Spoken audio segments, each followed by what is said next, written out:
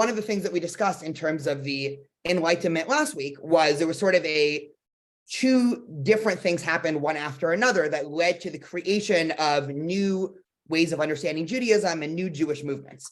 And so the first one was more of a general European phenomenon, which was the Enlightenment in general. So the introduction of secular ideas and rationalization and the decreasing power of religion over the public sphere. And this is something that, of course, the Jewish community was well embellished in. And this is a lot of what we discussed last week in terms of new ways of understanding Judaism, more liberal forms. This, of course, gave birth to the Reform movement and conservative movement and what we know today to be the Orthodox movement.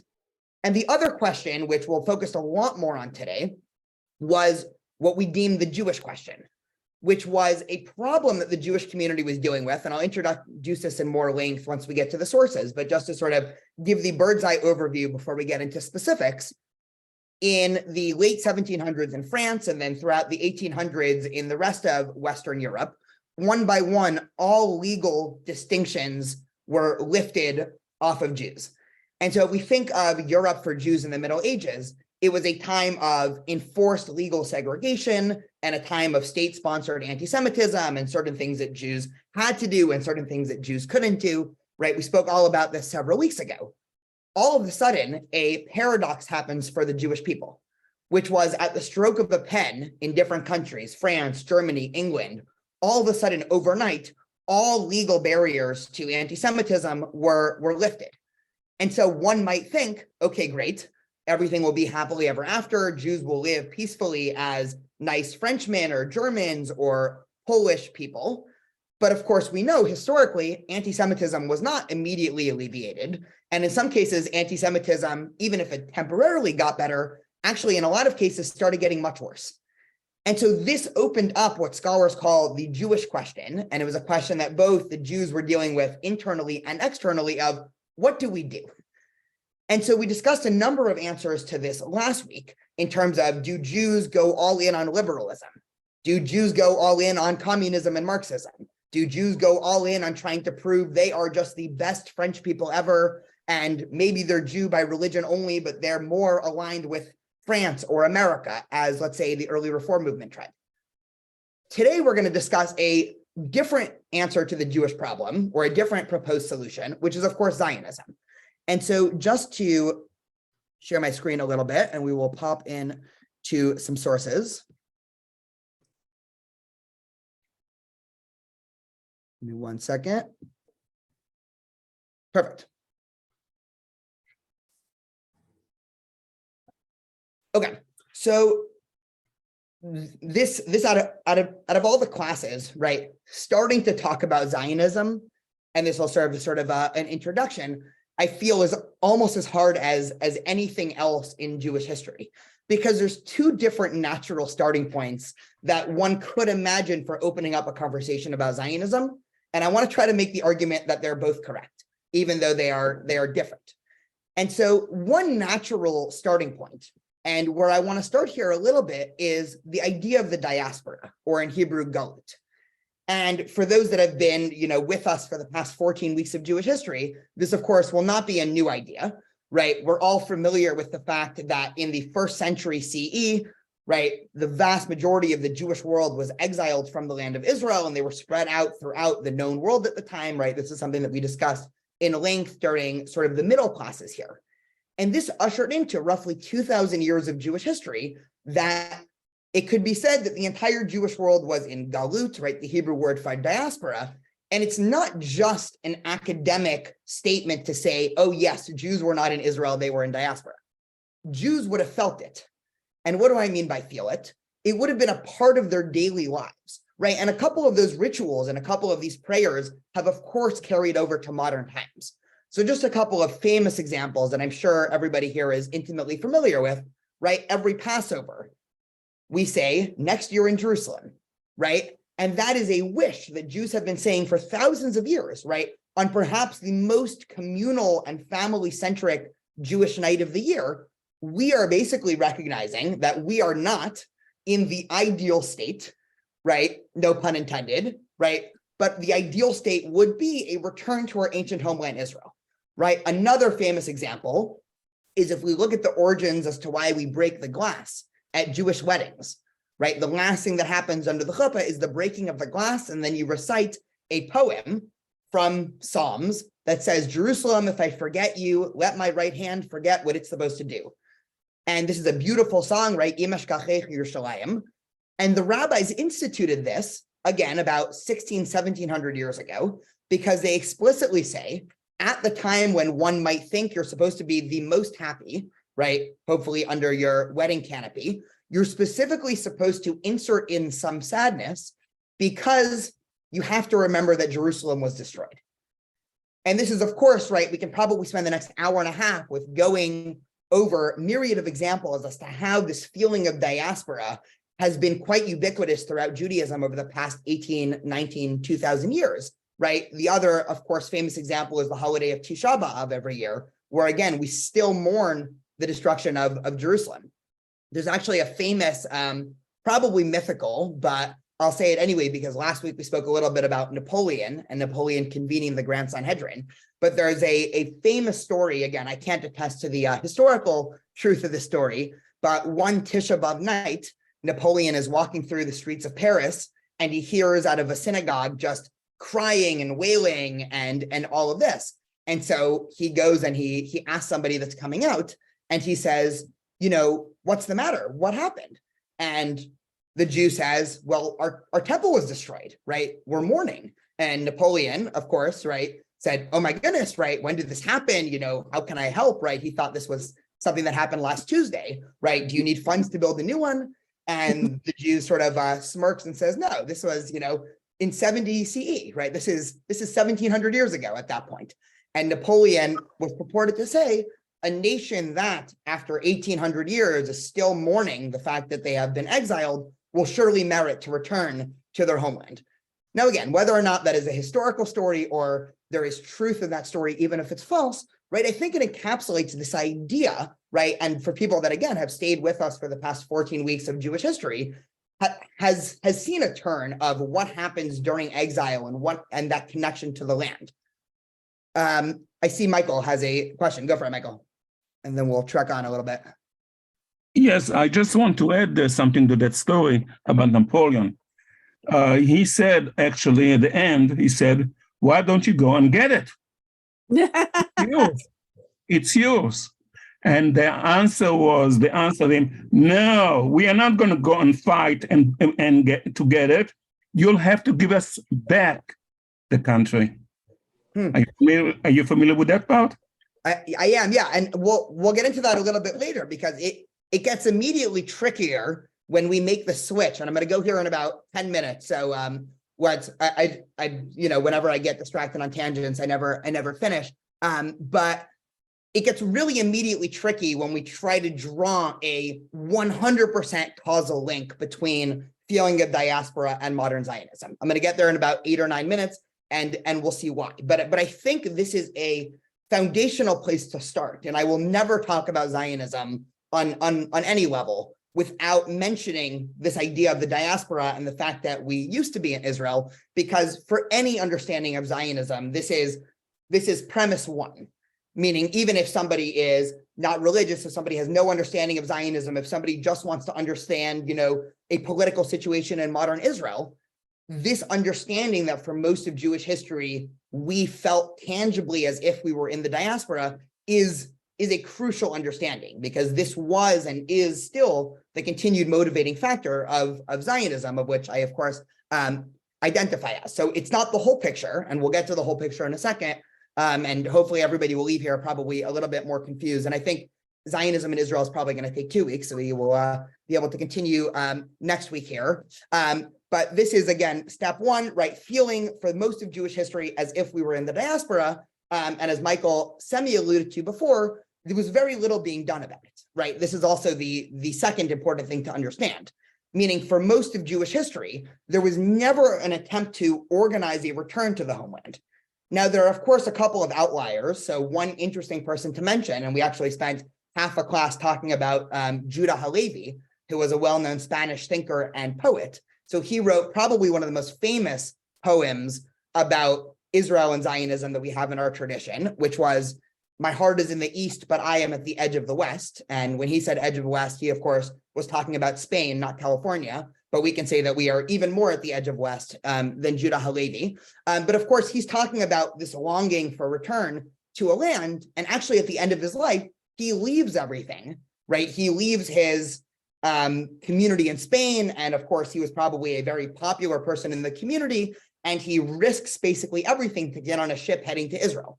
But he was very much an outlier, right? And this was not a thing that a lot of Jews were practically doing throughout history. So this is also important to understand. So we get back to where we really started this conversation. And this is, again, will mostly be a review of last week, but I think it's so crucial to understand these two historical forces mixing to end up in modern Zionism. So we talked about the diaspora, and now I'm going to reintroduce the Jewish question. And again, for some of us, this might be review, but starting in the late 1700s, when Napoleon issued that famous edict saying Jews are free, right? They are now equal citizens. Of course, anti-Semitism still persisted.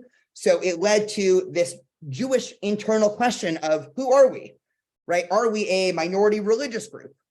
Are we a nationhood? Are we a race, as some people are calling us? Are we an ethnicity, right? So all of these questions were being, of course, debated all throughout the Jewish community, and different Jewish thinkers were suggesting different things. This, of course, also was a question that the wider society was asking on the Jews. So both Jewish community leaders were trying to figure out who are the Jews and what are our place in society. And of course, external leaders, ones that were both very good to the Jews, and of course, others that were terrible to the Jews, were also asking the Jewish question, right? Of course, the most nefarious answer to the Jewish question was Hitler's.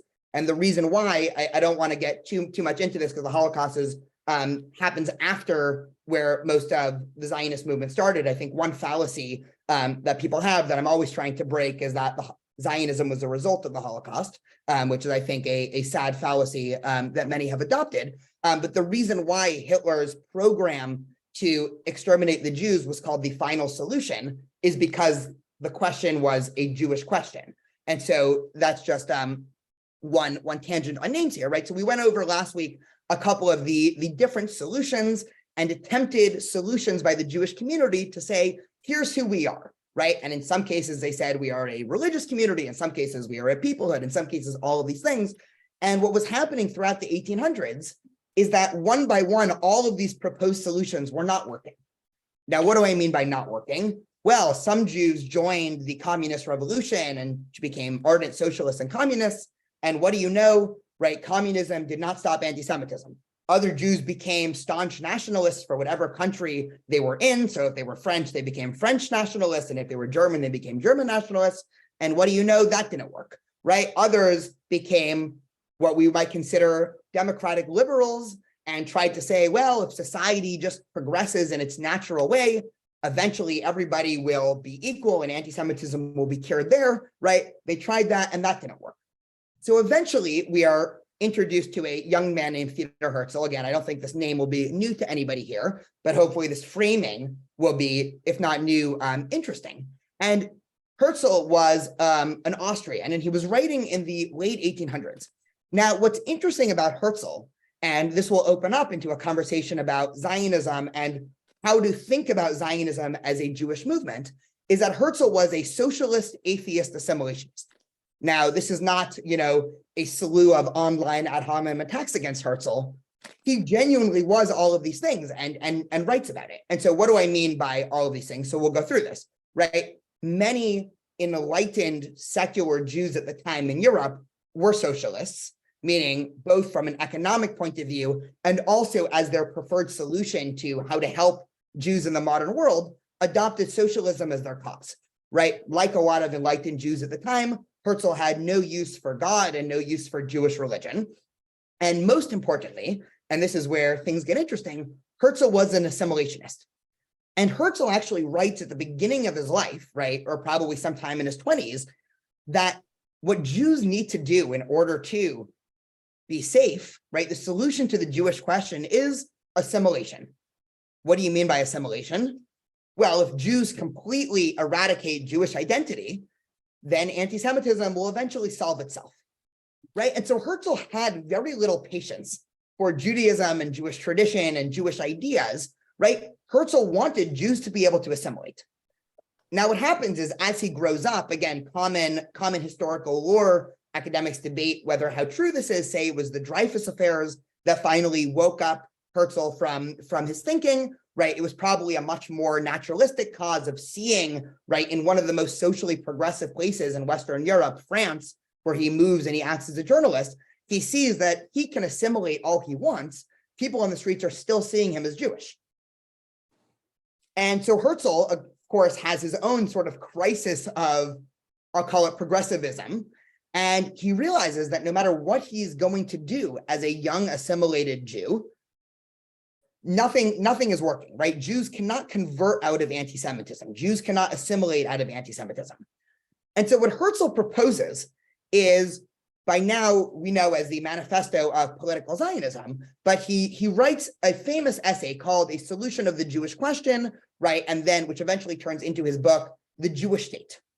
And what Herzl proposes is as follows. I'm going to read just some excerpts here. I know there's a famous trick whenever you're doing a slideshow to never put this much text on a singular slide. So I apologize for breaking that rule. But I do feel like this is an important essay, or at least some excerpts to understand Herzl's ideas. And this is going to sound familiar to everything we've just discussed before.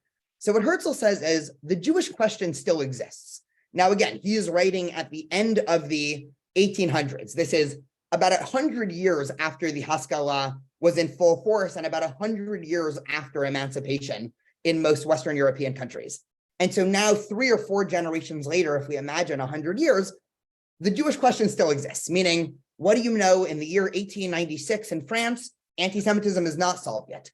It is a remnant of the Middle Ages, he writes, which civilized nations do not even yet seem able to shake off, try as they will. They certainly showed a generous desire to do so when they emancipated us, right? So he's saying, well, yeah, there were some forward thinkers that really did try to help out the Jewish community and, really try to emancipate us, but this didn't work. The Jewish question exists wherever Jews live in perceptible numbers. Where it does not exist, it is carried by Jews in the course of their migrations. We naturally move to those places where we are not persecuted, and there our presence produces persecution. This is the case in every country and will remain so even in those highly civilized, for instance, France, until the Jewish question finds a solution on a political basis. The unfortunate Jews are now carrying the seeds of anti-Semitism into England. They have already introduced it into America. And so Herzl starts off, again, this is from the introduction of his book, The Jewish State, and he's framing the problem, right, which is a problem still familiar to us. There is still anti-Semitism, even though one can read through the legal books. And what do you know when you look at the laws of France, the laws of America, the laws of England, the laws of Germany, it says Jews shall be equal. What do you know when you actually go on the streets? Jews are not finding equality. And in a lot of cases, Jews are being specifically hurt by anti-Semitic ideas. Now Herzl makes his famous pivot. So see what he does here. He says, I consider the Jewish question neither a social nor a religious one, right? This is a really important line, because this is now the first time really that we start to see a political solution to the Jewish question, right? Plenty of Jewish thinkers have thought of the Jewish question as, let's take these in order, right? For the Jewish question to be a social question, that is something that can be solved by sociology. What do I mean by sociology? So perhaps the solution to the Jewish question needs to be either social movements of liberalism that accept them more, or Jews assimilating into the wider world, right? Perhaps it's a sociological question. He rejects that. Now, perhaps it's a religious question, right? We saw this attempted solution last week, right? The reform movement, again, both in Germany in the early 1800s and then reiterated in the Pittsburgh platform in the late 1800s, almost at the exact same time, by the way, that Herzl wrote this, proposed a religious solution to the Jewish question. Meaning what the early reform movement taught was that Jews are just a religion, and just a religion means they should be accepted as good Germans or good Frenchmen or good Americans. And it just so happens that when they go into synagogue, right, it's not so different than what the Christians are doing. And so we're just like you, just maybe our God is spelled a different way.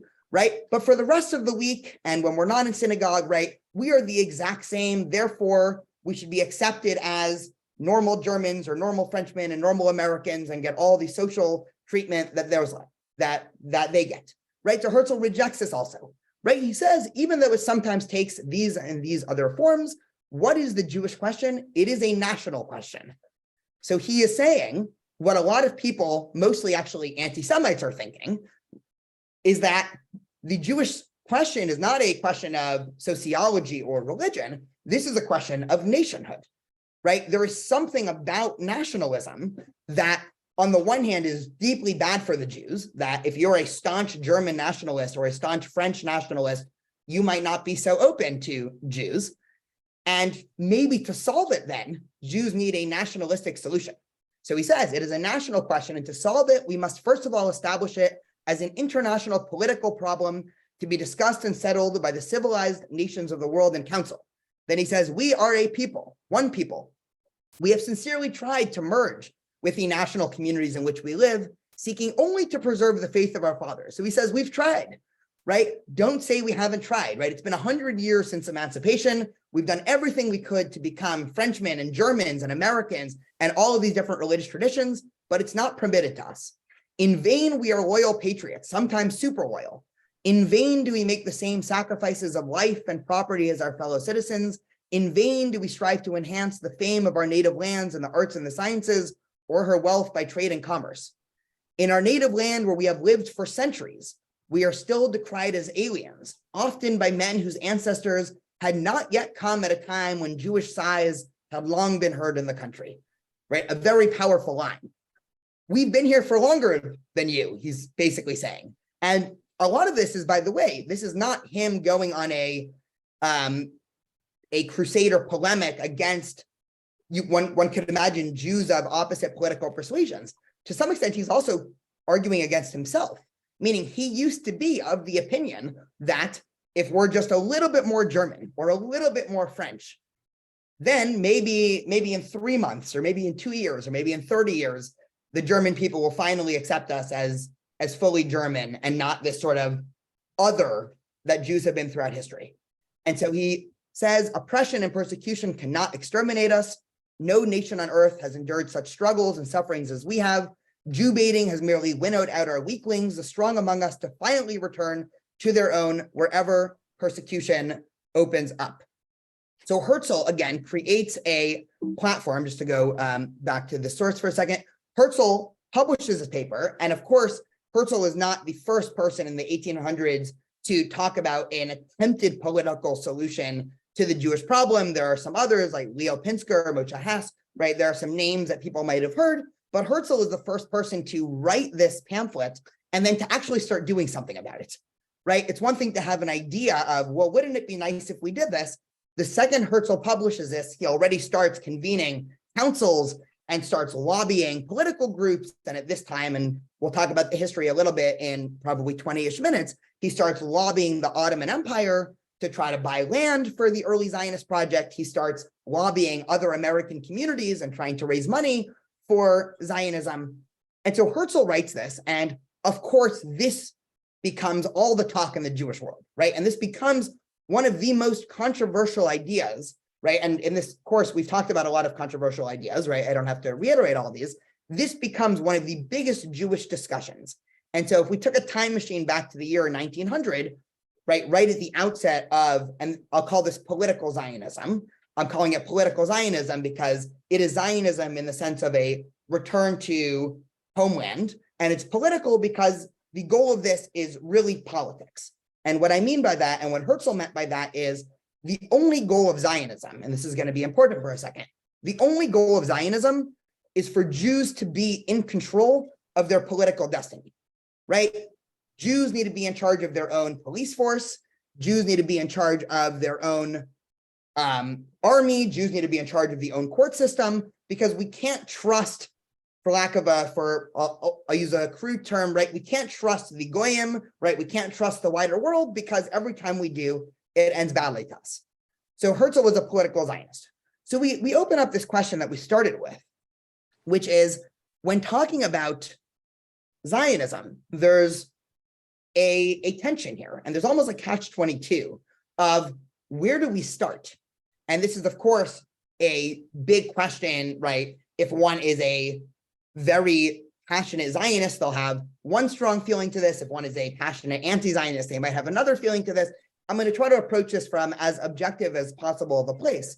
And so the question is, we could argue, and I could be 100% content with my personal honesty, and I can stand here and I can argue Zionism is a natural or inevitable part of Jewish tradition.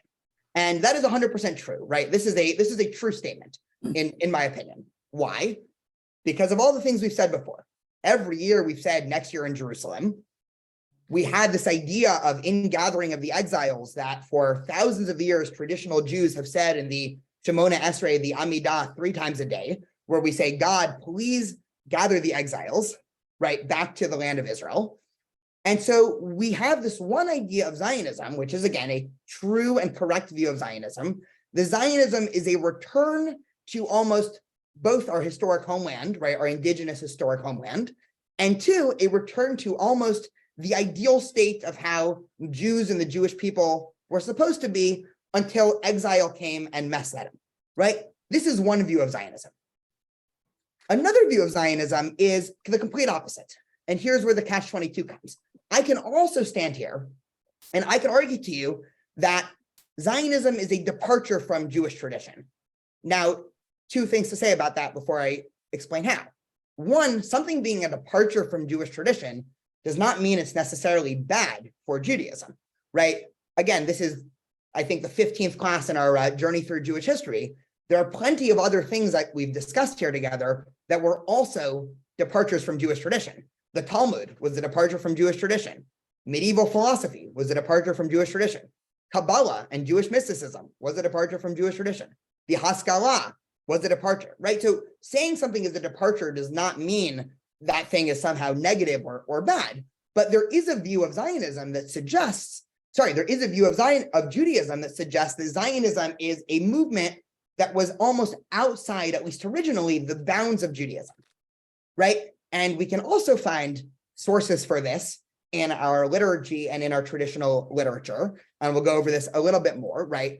For instance, for the last 2,000 years, we've also, every time there's a holiday, we add in an additional prayer called Musaf, which in Hebrew just means additional. And one of the famous lines in the Musaf of holidays is, Mipnei chateinu kalenu me'artzenu, right? Because of our sins, we have been exiled from our land. And this actually turns out to be a very mainstream view throughout our Jewish tradition, right? Even Maimonides quotes that Israel is to be redeemed by teshuvah alone. And so we get another idea of a return to Israel. And this will be important in a second for understanding dynamics, both in terms of early Zionism and even in modern day Israel, that from some actually traditional religious view, a political return to the land of Israel might actually be an abrogation from tradition. Because the argument goes, right, without whether or not we agree with this argument, the traditional Jewish view has been, if we were kicked out of Israel, it must have been because God wanted it, because of something we did. Therefore, the way back to Israel is through redemption, usually coupled in a messianic era. And I always say, and this is one interesting way to think about it. I'm very fond of thought experiments with time machines, because this is, I think, the second or third time I've referenced this. If we take a time machine back to the 1600s, and it doesn't matter where you go in the 1600s, right? Half of us can go to Poland, the other half Morocco, Yemen, Iran, right? Any country you imagine that Jews lived in the 1600s. And you said, I'm from the future, I'm from the year 2023. And just so you know, we're about to celebrate Israel's 75th birthday, right? Yom Ha'atzmaut's coming up in a couple of weeks, right? Israel is turning 75 this year. They would say, oh my goodness, the Messiah has come. And if you tell them, no, sorry, sorry if I wasn't clear, the Messiah hasn't come yet, we've just returned to Israel, they would think that's impossible. Meaning in the traditional Jewish mind, the return to Israel was foundationally coupled to the idea of Mashiach or a messianic era.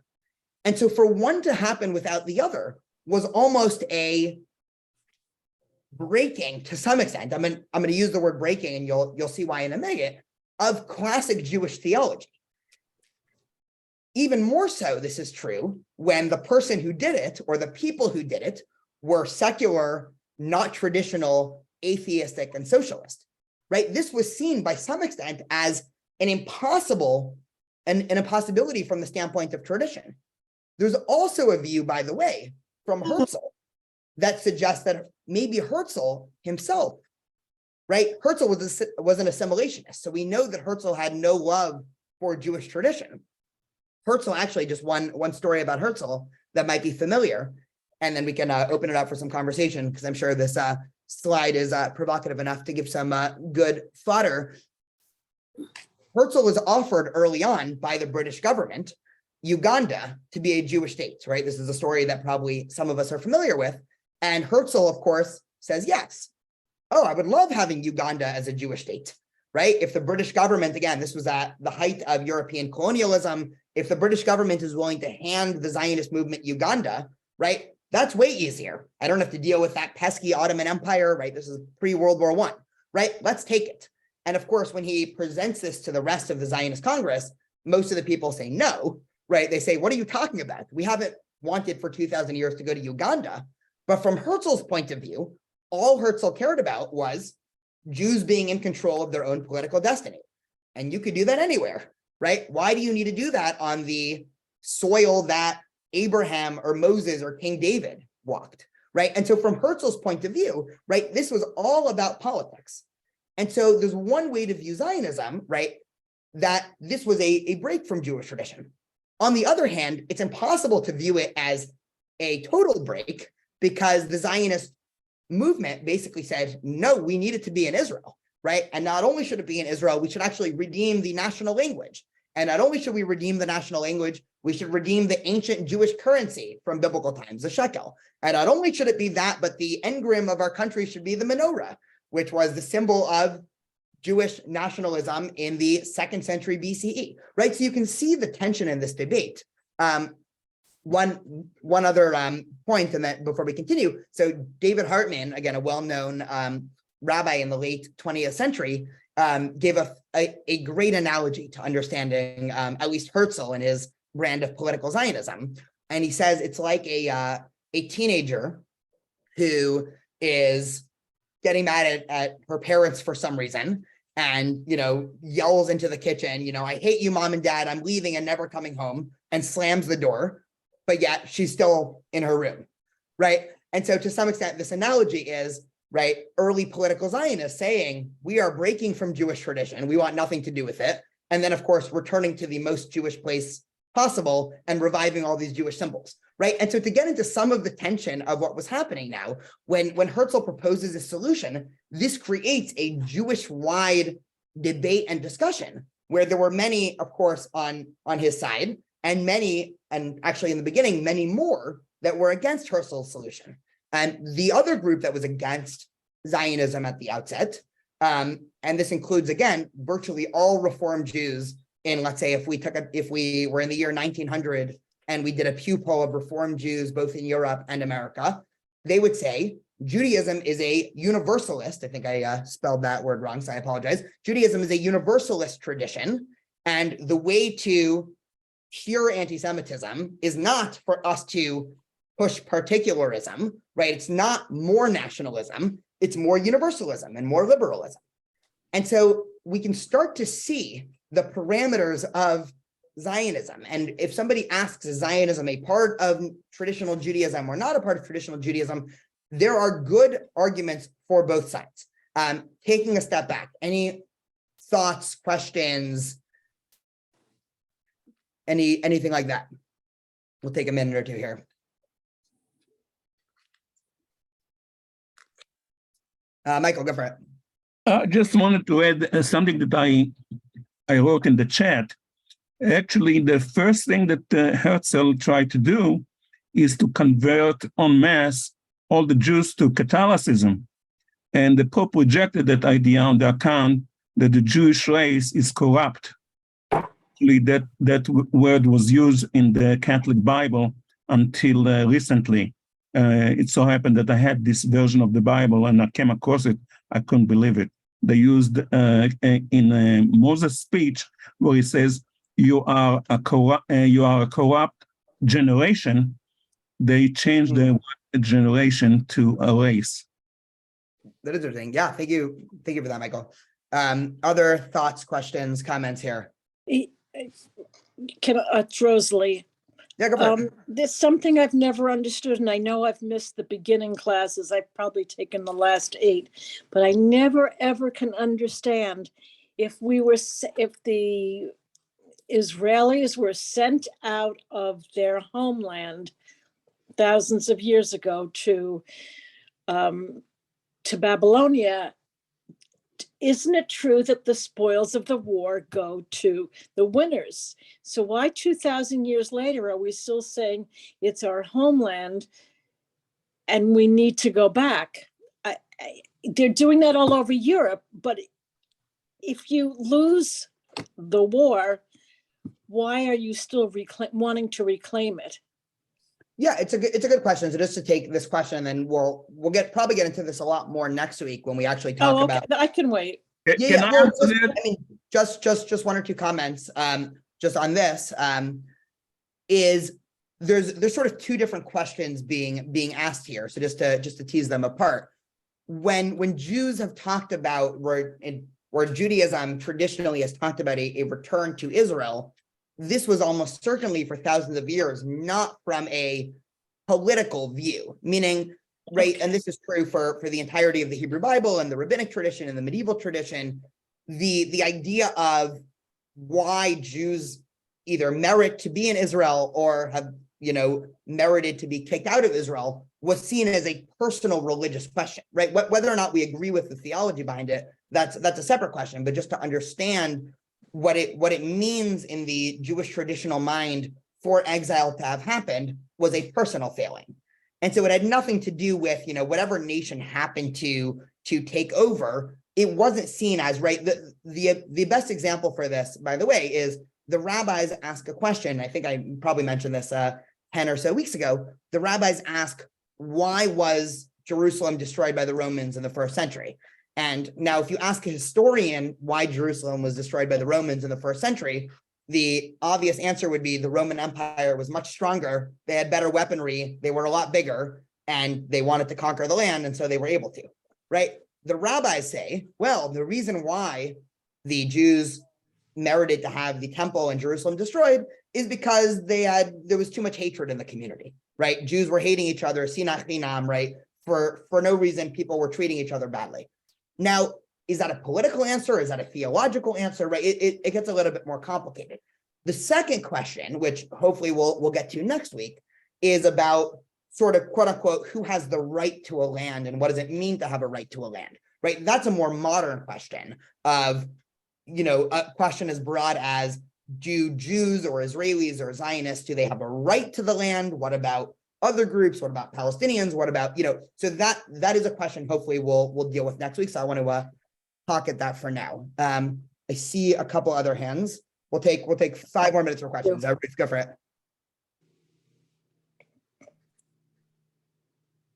Rabbi? Yeah, I have my hand raised. I have a couple of things. First of all, in the Babylonian exile, Cyrus sent us back. He let people go back. There were people who decided to stay.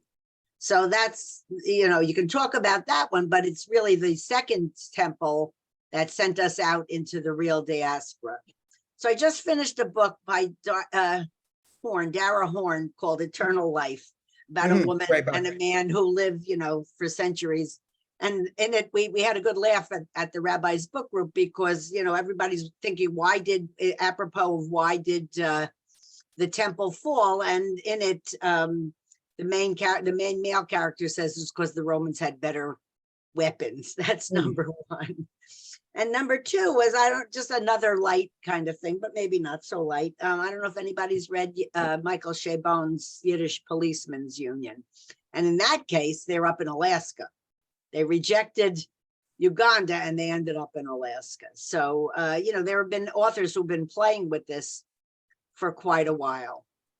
Yeah, 100%. And those are both good books. Dara Horn's Eternal Light and Michael Chabon's Yiddish Policeman's Union. Highly recommend both those books, and they both take very different perspectives. So I'll just leave that. So I'm going to continue a little bit. Rabbi Daniel, I have one comment. Yeah. I want to answer Rosalie's comment that the spoils of wars goes to the victor, not the land, not the land. As a matter of fact, to this day, it is in the United Nations Charter. You cannot take a land by force. It is not against our understanding. And not only that, the Jews claimed the land to go back there because they had 1,000 years of state for 1,000 years. And even though they did have this right, as they claimed, they did not go to Israel by force. They did not. Michael, let's pause there just because we're going to get there. So I don't want to get too Jewish National Fund collected money and bought the land. So Michael, we're going to get there in like 20 minutes. So just hold that for a second. But it's an answer to Rosalie's question. Okay, so just to reframe and focus here, right? So again, we have the Zionism both as a natural, inevitable step. We have Zionism as departure, right? I think there's a lot of truth in both of these ideas, and hopefully this gives us a better understanding of what was happening in the late 1800s, early 1900s, just ideologically in the Jewish community, right? And nothing I'm saying here, and I hope this comes across, is normative, right? I'm trying to be descriptive. Happy to talk about my own normative opinions later or another time. So this, of course, creates strong anti-Zionist backlash, right? And we discussed this a little bit more, but just so we have a better understanding of the Jewish world. Again, this is true both in the late 1800s, early 1900s, and also the Jewish world today in 2023, is that there were two primary camps that became anti-Zionist. One I will call the liberal Jewish critique of Zionism, and the other the Orthodox Jewish critique against Zionism. So perhaps the figurehead of the liberal Jewish critique against Zionism, and now one important caveat that I want to mention is that all of these critiques were before the state was founded. And I think that is important to keep in mind, right? The analogy that I always give, and I think this is a good analogy, is it's one thing for two people to debate whether or not they want to have a child. It's another for them to debate once they already have the child, if they should kill the child, right? Just as a crude analogy. And so to some extent, being an anti-Zionist in the year 1900 is a perfectly fine position, right? Meaning maybe I would agree with it if I lived there, maybe I wouldn't agree with it. I can certainly understand it, right? Obviously, history, hindsight is 2020, knowing what happened in Europe in the mid-20th century. But I have no idea, if I'm being honest, what I would have thought if I was dropped in a time machine 120 years ago and lived there. I think personally, this is a personal belief of mine, that it is different once the state exists to be an anti-Zionist and want the state to be abolished. So I just want to say that at the outset. But understanding these early 20th century critiques against Zionism, I think is important to understand just how controversial of an idea Zionism was in the Jewish world when it was first put forward. So our first thinker, Hermann Cohen, was a well-known Jewish German philosopher. And I'm going to guess, there are 27 people in this Zoom call right now. I'm going to guess probably the majority of people here have not heard of him. I might be wrong and be miscorrected. And one of the reasons why you might not have heard of him, even though for his time he was one of the most important Jewish thinkers really of the post-Enlightenment era, is because he was so historically wrong about this issue. And I'll explain what I mean in a minute. But first, let's understand his criticism, and then we'll understand how he was incorrect. So he becomes very against Zionism, again, from a Jewish point of view. And he writes in one of his essays, "This political religious orientation of ours constitutes, for all practical purposes, the difference between us and Zionism. While the Zionist believes that Judaism can be preserved only by an all-encompassing Jewish nationalism, we are of the opposite view, believing that only a universal, mankind-oriented Judaism can preserve the Jewish religion." So exactly what I said before, right? He thinks the way to solve the Jewish question is universalism, not particularism, right? Is if Jews become more liberal, more progressive, right? They push society towards, right? No borders, no people, no difference, then eventually that will solve anti-Semitism, right? one of the reasons why I think he's sort of been, at least in the mainstream, lost in the Jewish canon is sadly, he's writing this, I believe, in either the 19 teens or the 1920s. And he goes on to then talk about, he was German, to talk about how Germany represents the best potential future for Jews, and that Germany is the most progressive country in the world, and Jews just need to lean into German nationalism just a little bit more, and then the Jewish question will be solved. And so he was, of course, wrong, but at least intellectually where he's coming from, one, I think, is just an important ideological critique of Zionism to understand whatever we think of it. And two, this is still the point of view of, if I call it the Jewish anti-Zionist left, that of course exists today, right, primarily in America, where they say, this is not Judaism, right? Judaism is about universality, and Zionism is about particularity. And even more so, one might imagine somebody argues, the acts of what Zionism has done is contrary to Judaism as a tradition, right? So Hermann Cohen gives a voice, or sort of is the first thinker of what we might call the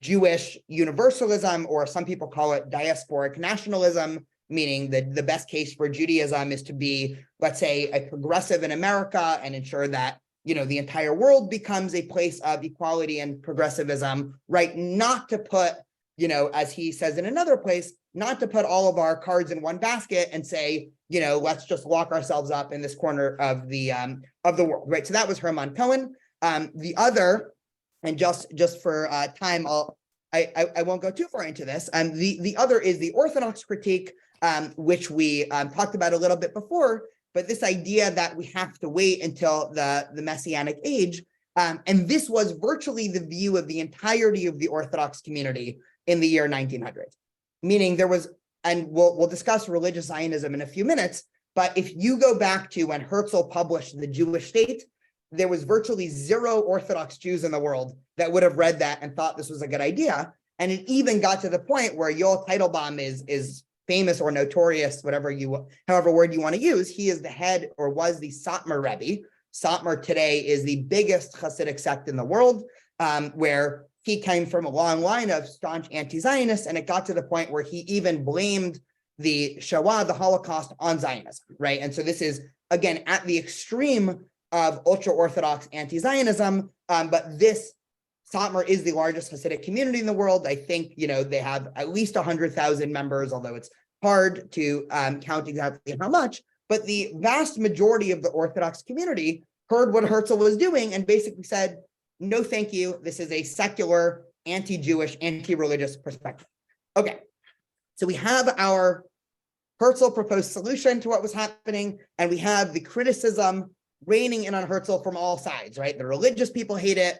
The more secular, liberal, enlightened people hate it. We obviously don't have Pew polling from the year 1897 after Herzl publishes it, but I can tell you that the vast, vast majority of the Jewish world were not Zionists in the late 1800s, right? For one reason or other, they thought either that this was a bad idea or a far-fetched idea, right? Probably a lot more thought the second, that, well, this is never going to work. What's Herzl talking about, right? This can never happen. But I'm sure there were a lot in the former of just saying, for either religious reason or social reason or ideological reason, this is a bad idea.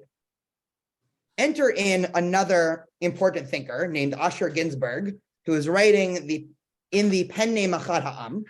And Achad Ha'am takes a different critique of Herzl, right? Achad Ha'am shows up at the first Zionist Congress, right? He is interested in Herzl's idea, right? He's not rejecting it. And he's listening to Herzl, and he's thinking, again, I'm paraphrasing here, and he says, Herzl's onto something here, but I don't think he fully understands what the Jewish question is. And so he, in response, 1 year later, after Herzl publishes his manifesto of political Zionism, he writes his own book called The Jewish State and Jewish Problem, right? So again, a very similar title to Herzl. And then again, I'm going to break the rule by having a large quote, but I promise this is interesting and important. So Achad Ha'am writes as follows: it is not Jews who have come out of the ghetto. Judaism has come out too. So already he's doing something that Herzl never did, right? He is saying there are two things here. We're not just dealing with one entity. Herzl was just interested in Jews, right? Herzl was interested in ensuring that Jews were safe. If Jews can ensure their safety by converting to Christianity, they should do it. If Jews can ensure their safety by assimilating, they should do it. If Jews can ensure their safety by creating a political nation state in Russia or Uganda or Alaska, they should do it. What Ahad Ha'am is saying is Herzl's missing half the equation here, right? It's not just Jews that we should care about. It's Judaism too, right? Judaism has come out too. And so he writes, for Jews, the exodus is confined to certain countries and is due to toleration, but Judaism has come out of its own accord whenever it has come into contact with modern culture. The contact with modern culture overturns the defenses of Judaism from within, so that Judaism can no longer remain isolated and live a life apart. The spirit of our people strives for development. It wants to absorb those elements of a general culture which reach it from the outside, to digest them and to make them a part of itself, as it has done before at different periods of its history. But the conditions of life in exile are not suitable. In our time, culture wears in each country the garb of national spirit, and the stranger who would woo her must sink his individuality and become absorbed in the dominant spirit. For this reason, Judaism in exile cannot develop its individuality in its own way. When it leaves the ghetto walls, it is in danger of losing its essential being, or at best, its national unity. It is in danger of being split up into many kinds of Judaism, each with a different character of life, as there are countries of Jewish dispersion. What we need, he concludes, is to establish a state which will be a Jewish state, not just a state of Jews. What Ahad Ha'am essentially does is says, Herzl had basically the right solution, although he differentiated a little bit, but his problem was formulated wrong. Herzl's just interested in Jews. We need to also think about Judaism. And the Enlightenment has also had an effect on Judaism.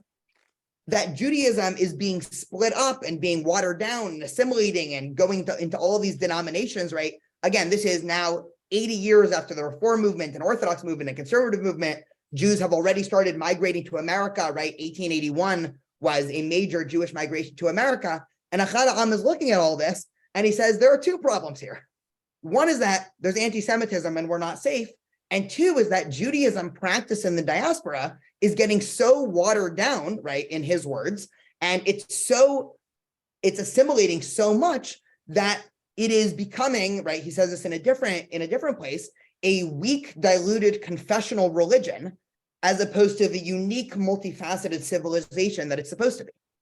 And so Ahad Ha'am is sort of reading the writing on the wall, and he joins the Zionist movement, but he says that what Judaism needs is not just a political solution. Judaism also needs a cultural solution. And so we're introduced now to the second type of Zionism, which is cultural Zionism, right? Which is something that people here might have heard in different configurations. And Ahad Ha'am ends up being almost prophetic in his idea of what Zionism in Israel should be. And just a couple interesting ways to think about this, right? And now we can start to see that, right, the early Zionist movement, I mean, not that anybody here thought that any Jewish movement, everybody internally would agree on everything, but even within the early Zionist movement, you already have this foundational debate that is going on, a debate that in some sense might still be replicated in Israel today, which is Israel just supposed to be a political country that protects Jews, or is Israel supposed to be a Jewish state? Is Israel supposed to have Jewish values? Is Israel a country that is important for all Jews in the world or just for its citizens, right? All of these questions in which probably we're all familiar with, Ahad Ha'am opens up this wider question. And what he writes about, and one of the reasons why I call it prophetic, is he talks about in this essay, again, this is another one of those essays that I highly recommend, but he writes this essay by basically saying, once we establish a Zionist center, then this place is going to serve as inspiration to all the different Jewish communities in the world. And he's almost describing something that probably a lot of us take for granted, that today, let's say, many young Jews travel to Israel, right? There's all these programs, a lot of people are inspired by it, right? And again, without getting into politics, we'll get there next week, right? Israel is a place for a lot of people, especially people who grow up in America, where for the first time they see that Judaism is not just a Jewish version of Protestantism, where there's about 3 hours a week that you show up to church or synagogue, you pray, and then you go home, and then your other 6.5 days of the week you're just a normal American, right?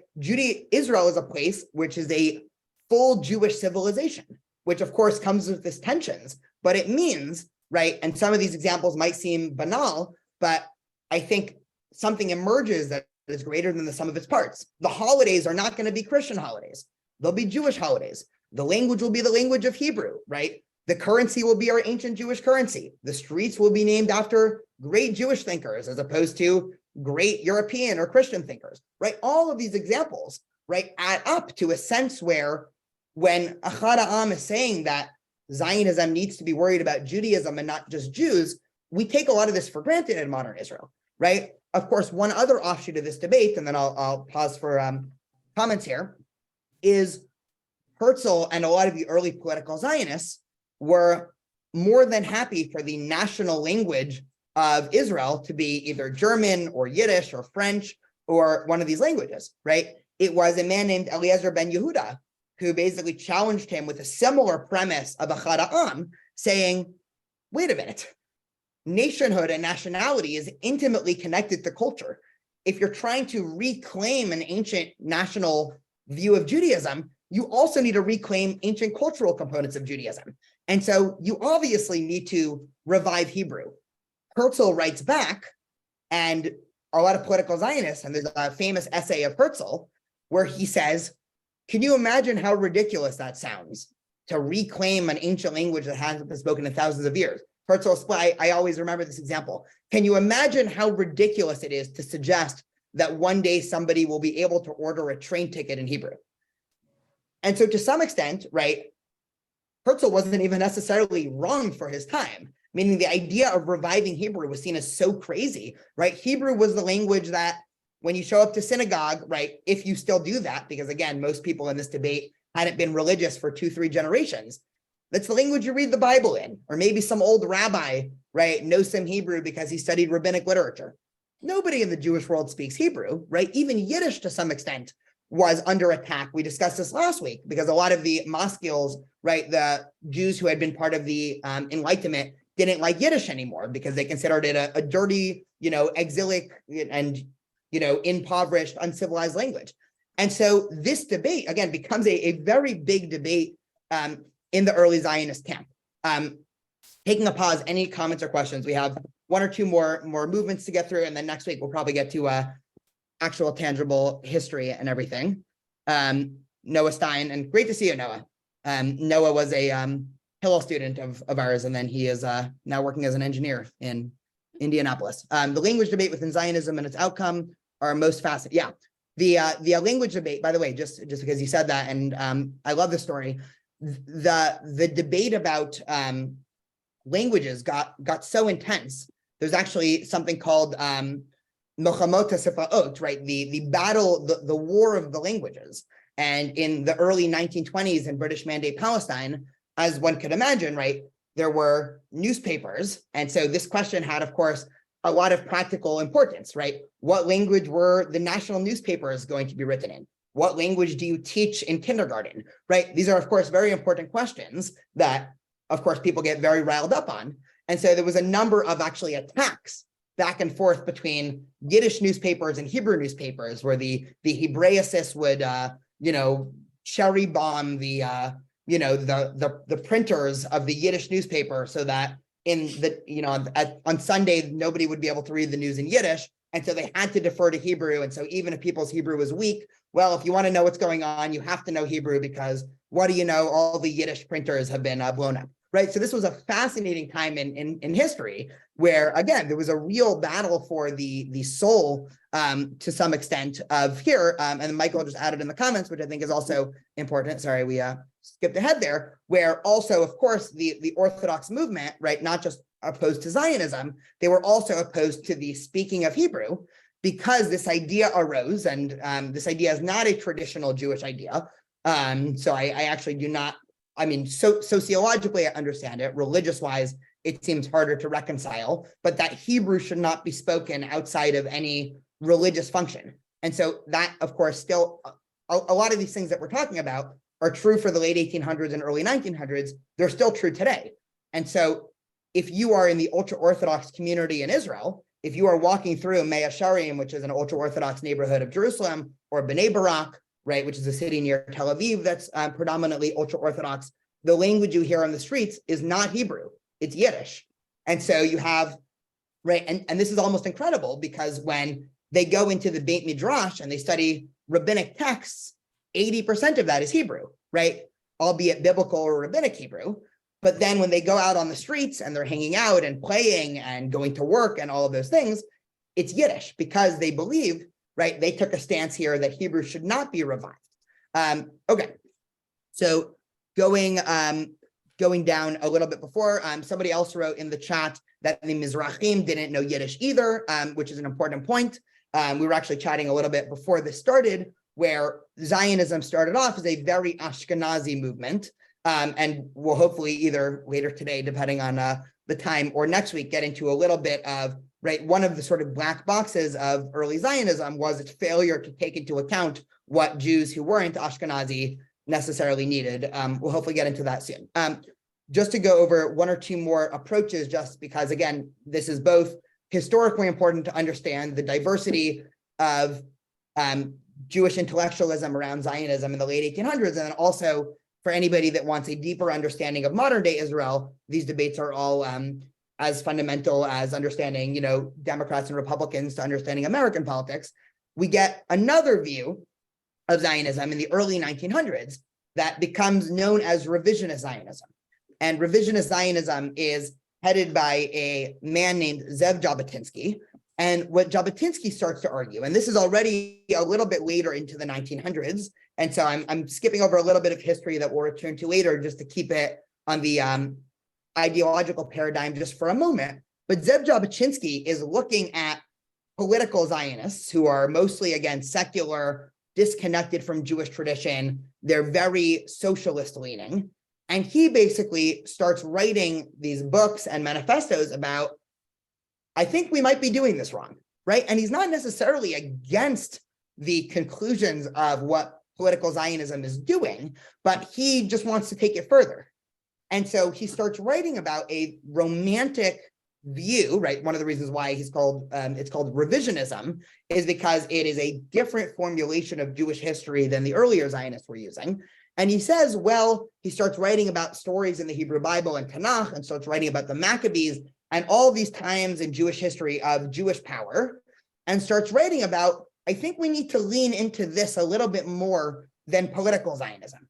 Because what was happening, we'll get to this a little bit more once we go into the history, but most of the political Zionists were very liberal / progressive. And so they were doing things like they were going to the Ottoman Empire and they were buying land instead of, say, taking land. And once British Mandate Palestine became in charge, right after World War I, they were trying to lobby the British government for permission to create a Jewish state, not doing whatever they can on the ground to make a Jewish state happen. And so Jabotinsky starts a new trend within the Zionist camp that basically says, well, we agree with most of what the political Zionists are doing. They're just not doing it fast enough or far enough or all of this.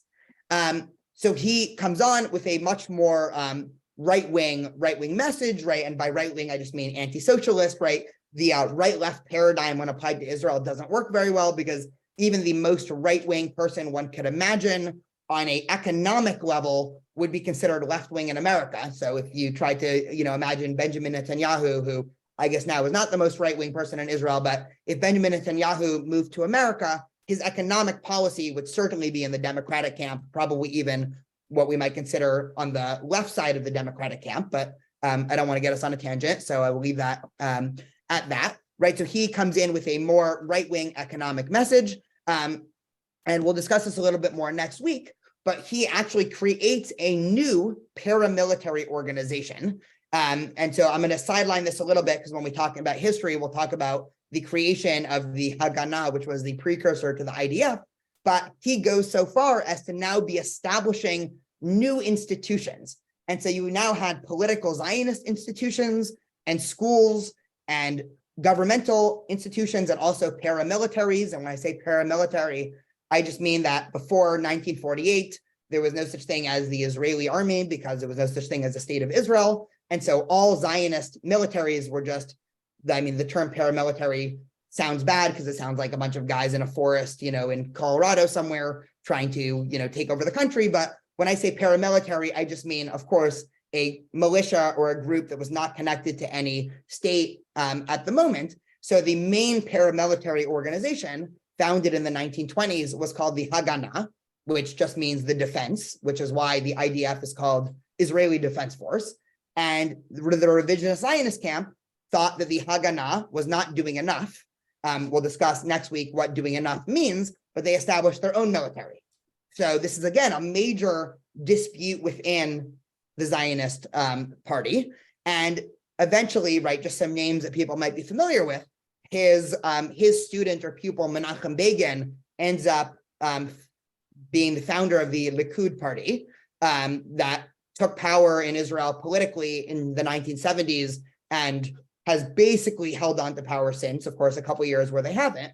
But just to backstep this, and then we'll move on without getting too stuck in modern history.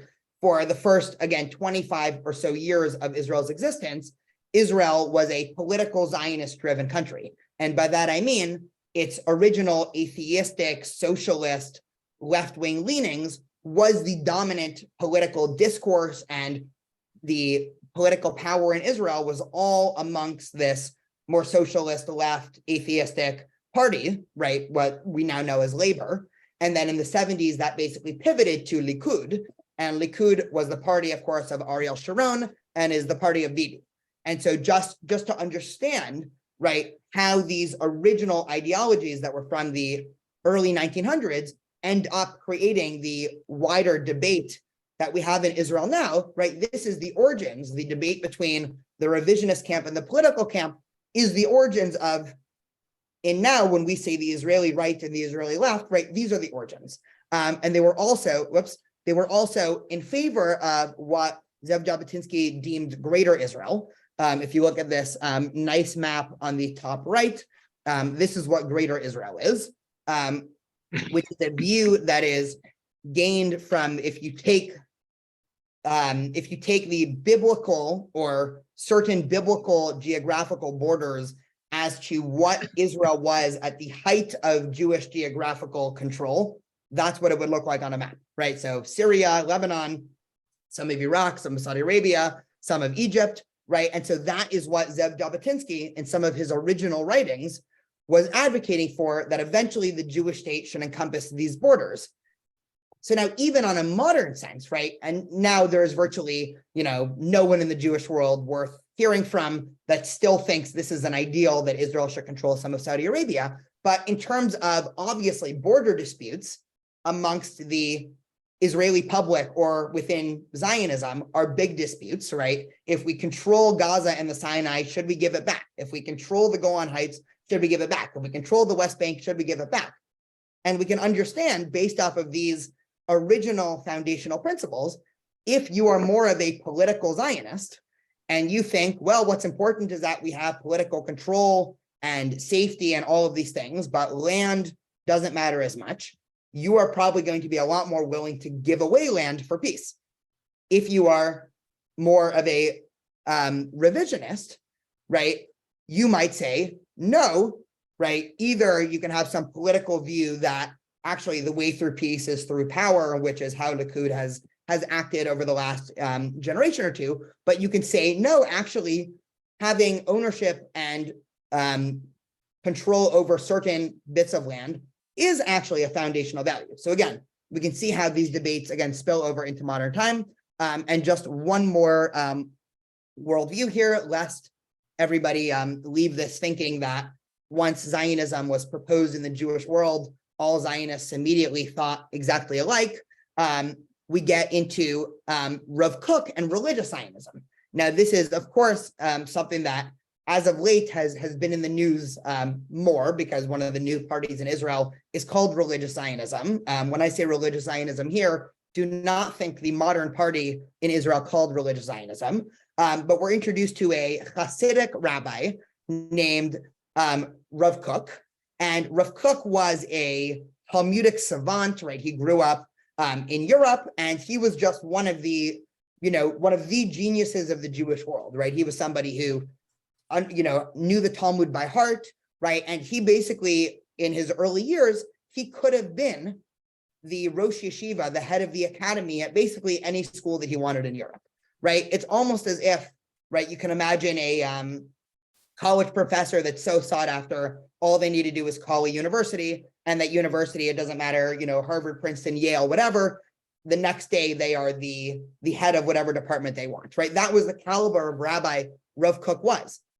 And so one can imagine the shock that happened throughout the Orthodox world when he decided to leave everything in Europe and show up to Jaffa, right, a small port city in either the 19-teens or 1920 that basically had nothing, to become their rabbi. It is almost as if, in this analogy, somebody declines to, teach at Harvard, Yale, Princeton, and basically, moves to the woods somewhere and finds, 5 pupils to educate around a campfire. Meaning this just by way of analogy of what Rav Kook was doing when he moved to Israel. But he came onto the scene with a vision, and he had a famous line. And this line sounds a lot better in Hebrew than it does in English because it rhymes.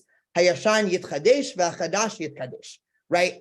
Yashan is the Hebrew word for the old. So Hayashan yitchadesh is the old shall be made new, v'hachadash yitkadesh, and the new shall be made holy. Now, last week, we were introduced to the founder of Orthodox Judaism, a man named Moshe Schreiber, or the Khatam Sofer, that had a famous mantra himself, which was Chadash Asur Min HaTorah. Anything new is forbidden by the Torah.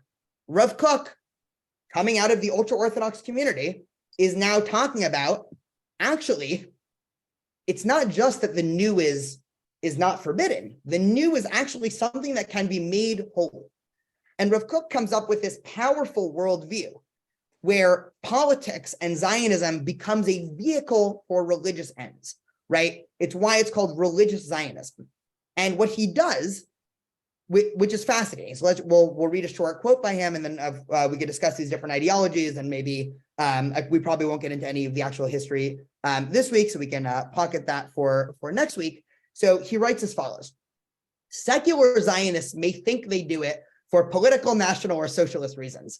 And so, right, he does, he basically acknowledges secular Zionists and what's happening. He says, but in fact, the actual reason for them coming to resettle in Israel is a religious Jewish spark in their soul planted by God. Without their knowledge, they are contributing to the divine scheme and actually creating a great mitzvah. The role of religious Zionists is to help them establish a Jewish state and turn the religious spark in them into a great light. They should show them that the real source of Zionism and the longed for Zion is Judaism, and teach them Torah with love and kindness. In the end, they will understand that the laws of Torah are the key to true harmony and a state that will be a light for the nations and bring salvation to the world. So Rav Kook, again, pictured here in the top right, does something incredible, right? He takes the Orthodox view, which is Zionism is a departure from Judaism. Zionism is bad. Zionism is the anti-Judaism. And because it is being led by predominantly secular Jews, and he says, guys, you're reading the situation wrong. Your theology and your history is all messed up. You can actually have both. You can acknowledge that perhaps the way that God works is not through one day you wake up and there is a new temple at the top of the Temple Mount in Jerusalem.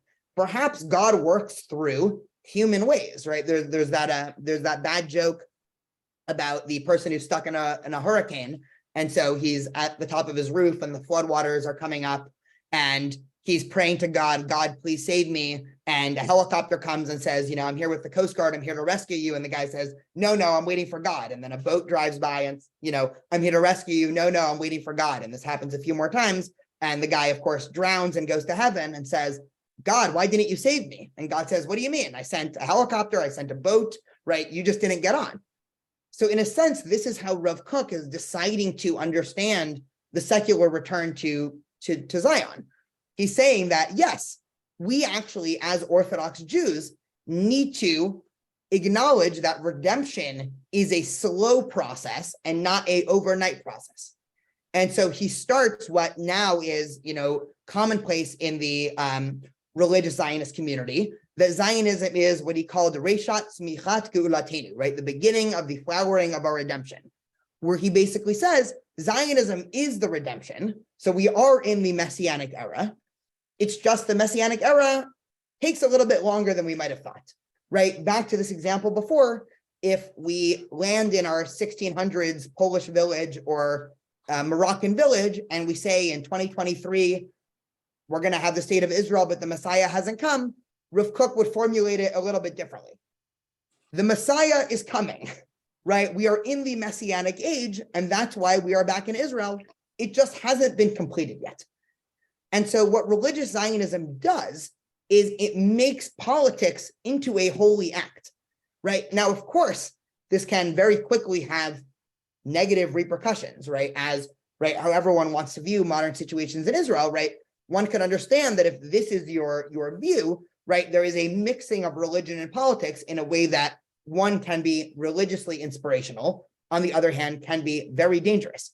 But Rav Kook starts this worldview, and what he does, essentially, is he koshers Zionism for the Orthodox community. Now, this doesn't mean that all Orthodox Jews are Zionists in the classical sense, right? There's still the plurality of the Orthodox world today, even the ones who live in Israel, would identify not as Zionists, right? But in the Orthodox community today, especially in the more modern communities, right? Let's say modern Orthodoxy, or in Israel, right? If you're a little bit more modern than ultra-Orthodox, Zionism is not only accepted, Zionism has become a religious ideal. And this is, of course, due to the work of Rav Kook, and is, again, still one of the fastest growing movements in Israel. Just to unshare my screen and just to go over a brief overview here, and then, of course, happy to take any questions, comments, complaints, all of that. So we were mostly in the realm of ideas today, which I think is important. And, there wasn't as much history as so much as historiography to some extent, or history of ideas here. But we're introduced to now a new potential solution to the Jewish question, and one in which we have been involved in for the past 120 years, since really the outset of modern Zionism. And what we see now is a twofold debate that we discussed today, which is, in the Jewish world, one, is Zionism, in whatever conception that you want to form it, a good idea or bad idea, or should we accept it, should we not accept it? And two, if we do accept it, what Zionism? How should Zionism be configured? What does it even mean to be a Zionist? And this is, of course, also a question still in the Jewish world. So we saw a number of answers.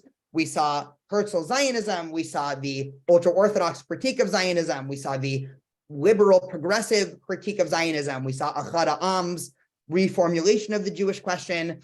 We saw revisionist Zionism, which we'll talk about a little bit more next week, as we talk about once things actually start happening and Jews start moving to Israel. And of course, what we know to be the Israeli-Arab or Israeli-Palestinian conflict. We'll get into all that next week. And then I think the week after, we'll re-go over American history there. Thank you all. Again, I'm here. Any comments, questions, thoughts, all of that.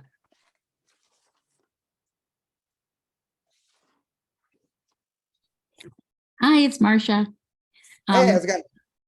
My second outrageously good class with you today, Rabbi Daniel Levine, thank you.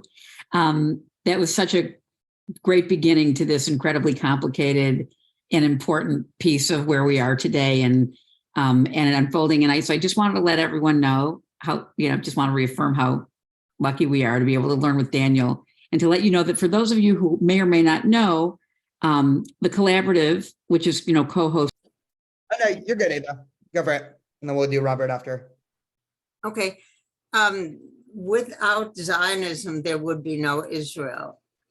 And I am just wondering which Zionism created this incredible country that has developed technology, that has won Nobel Prizes, that has shown the world incredible achievement.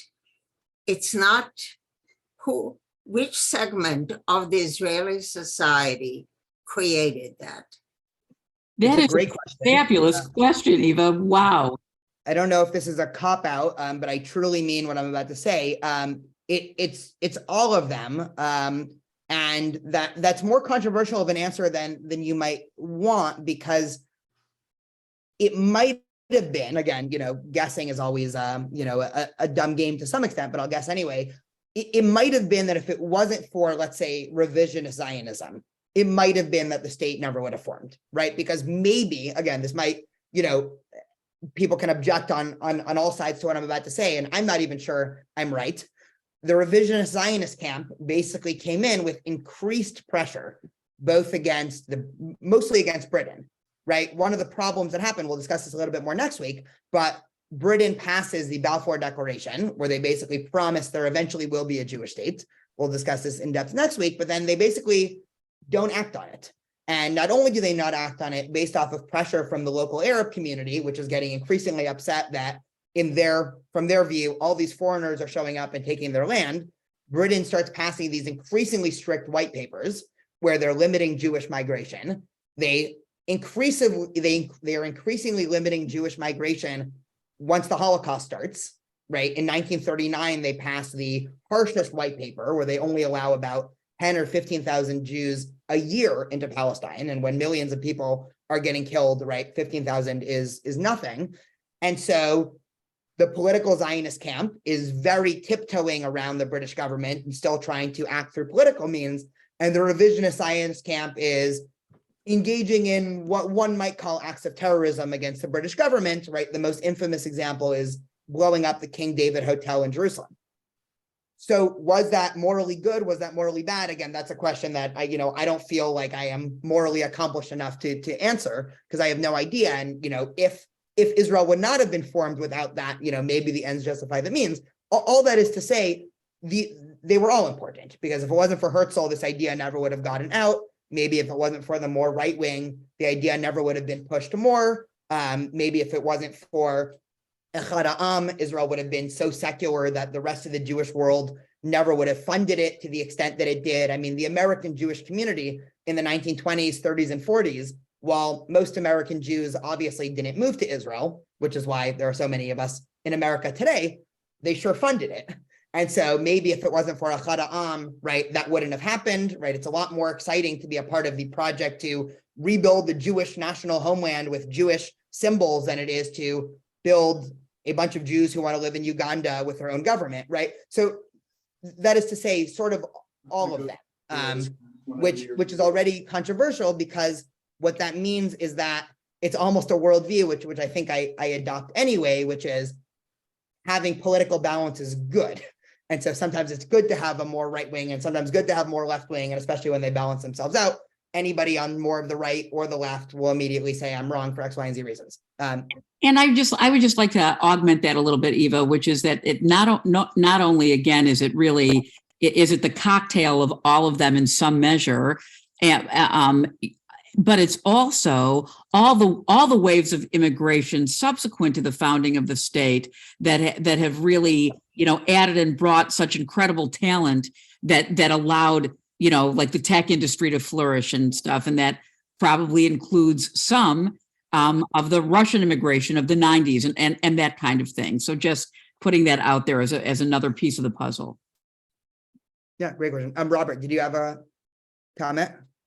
Well, actually, I was just thinking about discussions I had with someone else, saying with the increase of the right wing in Israel, the religious right, I have a bad feeling this is going to curtail the technical advancements in Israel, because they restrict their schools where they don't teach that stuff. And I think that's a problem.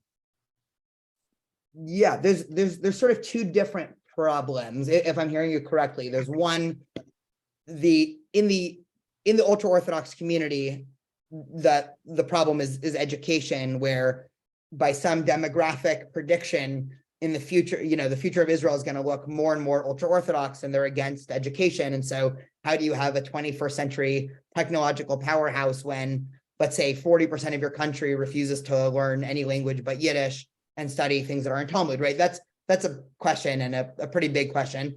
The second is what's happened in the last 2 months with the proposed judiciary overhaul, which is also, whatever one thinks of it, it is economically hurting Israel, because both Israeli investors are moving their investments abroad, and also the international community is less willing to invest in Israel because they are perceiving Israel as being, a weaker democracy. And by weaker democracy, I just mean, things aren't as safe in terms of investments and checks and balances. And so I agree with you on both accounts.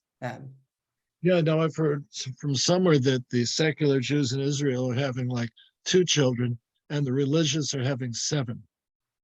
And that's going to cause a change just in itself. Right. Yeah.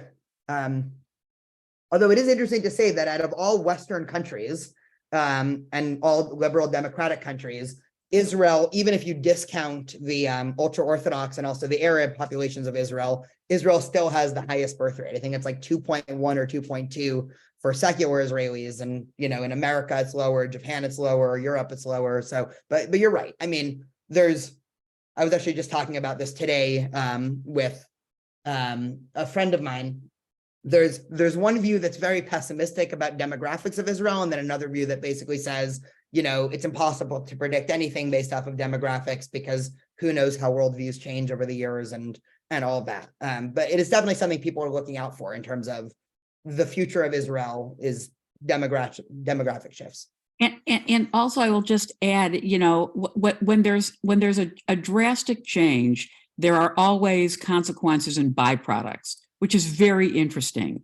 And if in fact the change is such that really orthodoxy rules the day and is the dominant sort of theology and the ways that they're trying to build fences around themselves, if that does become, the operative, I guess, the MO of Israel, they're going to have to start defending themselves. There just will not be enough other people to protect them. And one thing I can tell you, even though I'm only 61, is that everybody will always hate the Jews. I don't know if it's good or bad, but Israel's always in danger, and somebody's going to have to protect it. And it might be the Orthodox, and who knows what sort of long range impacts that could have. We may not be alive to see it. I'm just putting that out there. We just don't know.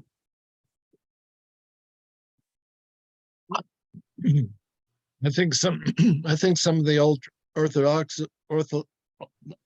do not feel their young men should serve in the army, especially the women.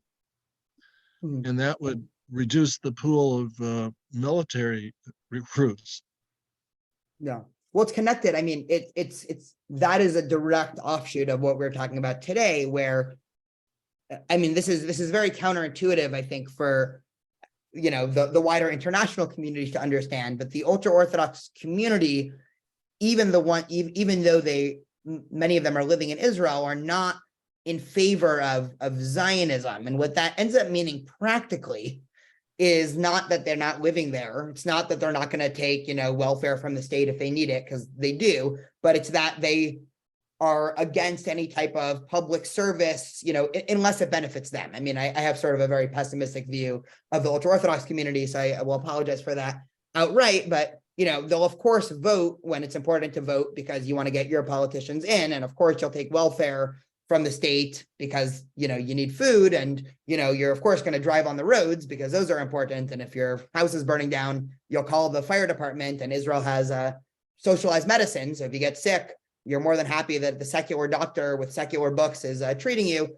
But then all of a sudden, when it comes time to go to the army, oh no, we don't believe in the state. We're not going to do it. Again, I have a very, I won't hide my bias here, but yes, it's a problem. Yeah. Later on, will it be possible to download all the recordings? Yeah, 100%. Thank you. Robert, you can, when you say all the recordings, are you talking about all the past classes, including this one? Yes, They're available on the Jewish Collaborative of Orange County website in total. And if you go, so you go on our website, and I included a link that can find you that. And if you go to adult education and you click on pathways, but Daniel has all of them, and he can send them to you actually if you'd like. But you can I find appreciate that very much because I've missed a couple. You know, I'm going to be like next week, I'm going to be on the road back east. And my Yeah, of course. time's, I'm going to be in Indiana.